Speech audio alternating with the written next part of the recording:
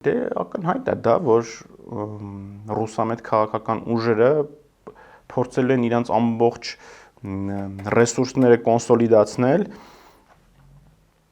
առավել շատ քվե ստանալու նպատակով, եթե նույնիսկ հույս չունենան այս փուլում իշխանափոխություն իրականացնել, գոնե այն ազգային ժողովում ընդդիմության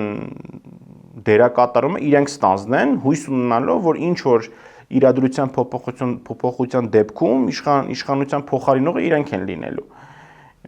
Բնականաբար ինչ ռեսուրս ունեն, փորձելու են օգտագործեն, փորձելու են կիրառեն, բավականին դրա փորձը ունեն, հա,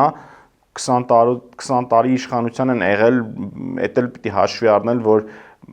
մարդիկ են, իրար ճանաչում են, մեկը մեկին լավություն արես, մեկը մյուսին պաշտոնյա նշանակել, այդ կապերը հո չեն վերացել, այդ բոլորը գոյություն ունի, ինչ որ մեկին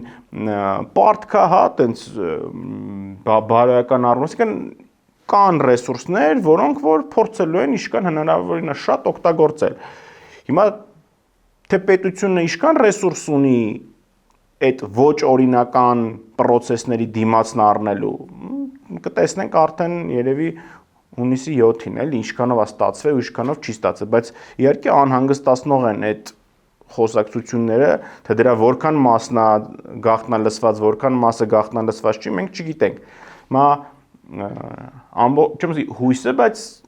հարցը մնացել այն, թե պետությունը ինչ դիմադրողականություն ունի դրա դեմ առնելու համար։ Եթե պետությունը առհասարակ դիմադրողականություն չունենա, բնականաբար կանեն նենց ոնց որ արել են 20 տարի, հա, այդ գումարները բոլորին կբաժանեն,